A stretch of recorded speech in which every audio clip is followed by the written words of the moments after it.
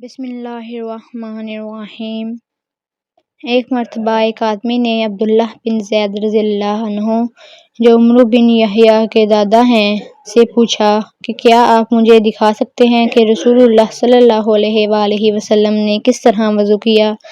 عبداللہ بن زید رضی اللہ عنہ نے کہا کہ ہاں۔ پھر انہوں نے پانی کا برتن منگوایا، پہلے پانی اپنے ہاتھوں پر ڈالا اور 2 مرتبہ ہاتھ دھوئے، پھر 3 مرتبہ کلی کی، 3 مرتبہ ناک صاف کی، پھر 3 دفعہ اپنا چہرہ دھویا، پھر کہنیوں تک اپنے دونوں ہاتھ 2 مرتبہ دھوئے، پھر اپنے دونوں ہاتھوں سے اپنے سر کا مسح کیا۔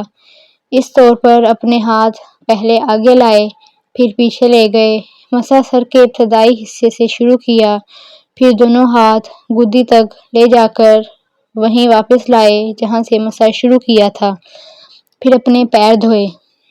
صحیح بخاری حدیث نمبر 185۔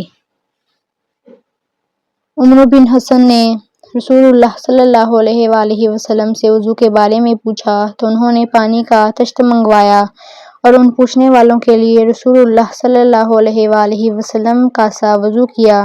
پہلے طشت سے اپنے ہاتھوں پر پانی گرایا، پھر 3 بار ہاتھ دھوئے، پھر اپنا ہاتھ طشت میں ڈالا اور پانی لیا، پھر کلی کی، ناک میں پانی ڈالا، ناک صاف کی 3 چلوؤں سے، پھر اپنا ہاتھ طشت میں ڈالا اور 3 مرتبہ منہ دھویا، پھر اپنے دونوں ہاتھ کہنیوں تک 2 بار دھوئے، پھر اپنا ہاتھ طشت میں ڈالا اور سر کا مسح کیا۔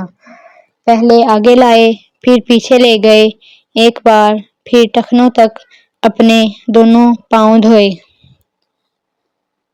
صحیح بخاری حدیث نمبر 186۔ ابو جحیفہ رضی اللہ عنہ کہتے ہیں کہ ایک دن رسول اللہ صلی اللہ علیہ وآلہ وسلم کے پاس دوپہر کے وقت تشریف لائے تو آپ کے لیے وضو کا پانی حاضر کیا گیا جس سے آپ نے وضو فرمایا۔ لوگ آپ کے وضو کا بچا ہوا پانی لے کر اسے اپنے بدن پر پھیرنے لگے۔ آپ صلی اللہ علیہ وآلہ وسلم نے ظہر کی 2 رکعتیں ادا کی اور عصر کی بھی 2 رکعتیں، اور آپ کے سامنے آڑ کے لیے ایک نیزہ تھا۔ صحیح بخاری حدیث نمبر 187۔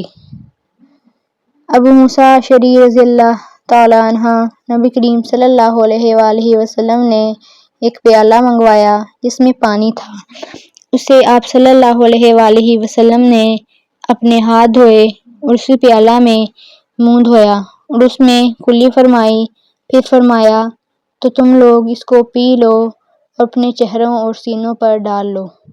صحیح بخاری حدیث نمبر 188۔